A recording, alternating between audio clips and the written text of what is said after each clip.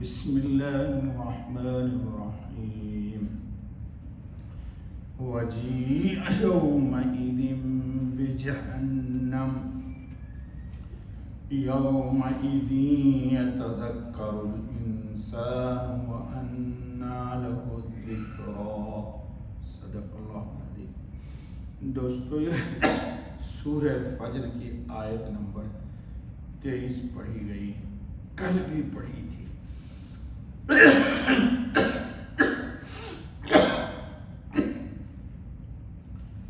کل اس سلسلے میں تھوڑی سی بات آئی تھی کہ قیامت کے دن اللہ رب العزت کے حکم سے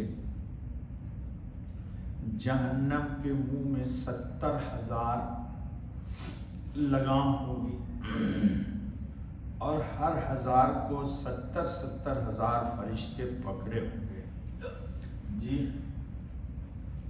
اس کے باوجود اللہ رب العزت نے سورہ ملک میں نقشہ کھینچا ہے، تکاد تمیز من الغیظ، پھر بھی وہ غصے سے پھٹ رہی ہوگی، یعنی اس کو پکڑو، اس کو پکڑو، اب پکڑو، تب پکڑو۔ اللہ پاک ہی اپنے فضل سے ہم کو اور تمام صاحب ایمان کو امن و امان عطا فرمائے۔ اس سلسلے میں کل تھوڑی سی بات ہوئی تھی۔ اسی سلسلے میں ایک روایت ہے جو ابو نعیم نے کعب احبار سے نقل کیا ہے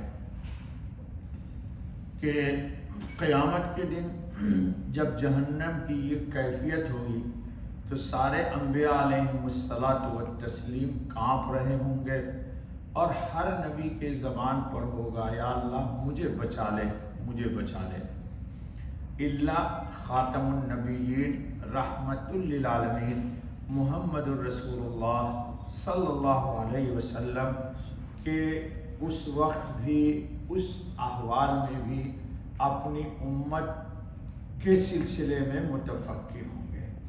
کیا روایت ہے سنیے ذرا کہ قیامت کا دن ہوگا اور ملائکہ اتر کر قطار در قطار ہو جائیں گے، تو اللہ رب العزت حضرت جبریل علیہ السلام سے فرمائے گا جہنم کو لاؤ۔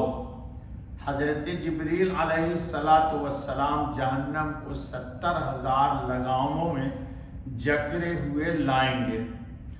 جب انسانوں سے جہنم کا فاصلہ 100 سال کی مسافت کا رہ جائے گا تو جہنم ایک سانس لے گی جس سے مخلوق کے دل اڑنے لگیں گے، پھر دوبارہ سانس لے گی تو کوئی مقرب فرشتہ اور نبی مرسل بھی بغیر 2 زانوں بیٹھ جانے کے نہیں رہے گا، سب 2 زانوں بیٹھ جائیں گے، جی خوف کے مارے۔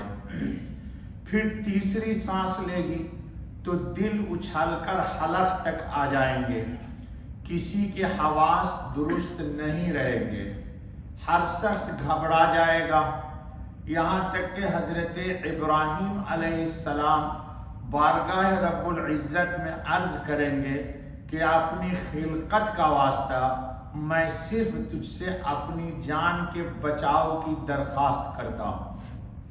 حضرت موسیٰ علیہ السلام کلیم اللہ عرض کریں گے تو نے اپنی مناجات سے اللہ سرفراز کیا، یعنی مجھے ہم کلام کیا، میں اس مناجات کا واسطہ دیتا ہوں اور صرف اپنے نفس کے بچاؤ کی تجھ سے درخواست کرتا ہوں۔ عیسیٰ علیہ السلام عرض کریں گے تو نے مجھے عزت عطا فرمائی، تیرے کرم کا واسطہ میں تجھ سے صرف اپنی ذات کے لیے درخواست کرتا ہوں، اپنی ماں مریم کے لیے بھی درخواست نہیں کرتا، لیکن محمد صلی اللہ علیہ وسلم خاتم النبیین عرض کریں گے میری امت کو بچا، میری امت کو محفوظ رکھ، الا محمد خاتم النبی صلی اللہ علیہ وسلم، میں اپنی جان کے بچانے کی بھی تجھ سے درخواست نہیں کرتا۔ یہ فرمائیں گے امت، جو امت آج نبی کا نام ہی نہیں لیتی۔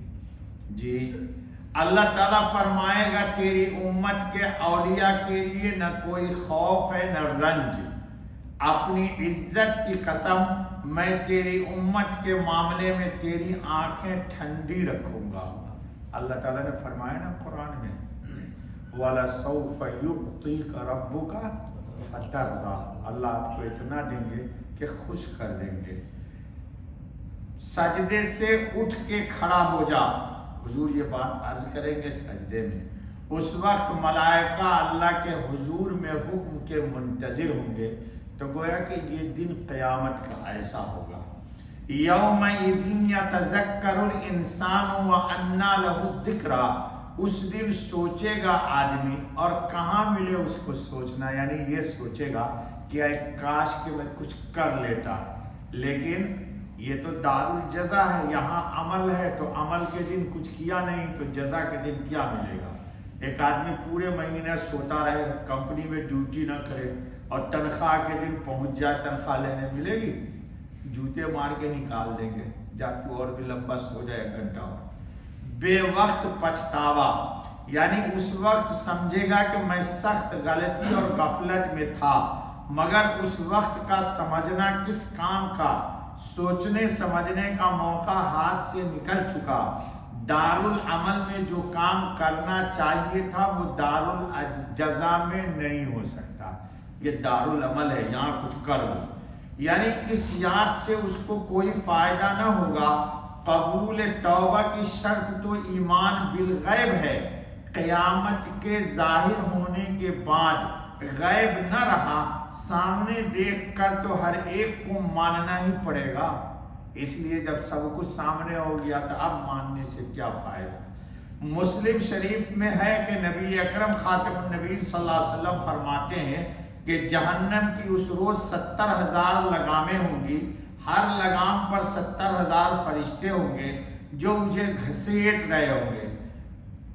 جی اس دن انسان اپنے نئے پرانے تمام اعمال کو یاد کرنے لگے گا، برائیوں پر پچھتائے گا، نیکیوں کے نہ کرنے یا کم کرنے پر افسوس کرے گا، گناہوں پر نادم ہوگا، لیکن اب ندامت سے یا پچھتانے سے کچھ ہاتھ نہیں آئے گا۔ اس لیے عقل مند وہی ہے جو آج ہی اللہ پاک کو خوش کر لے اور اپنی آخرت کو سنوار لے۔ بس دوستو، بقیہ انشاءاللہ کل۔ سبحان اللہ۔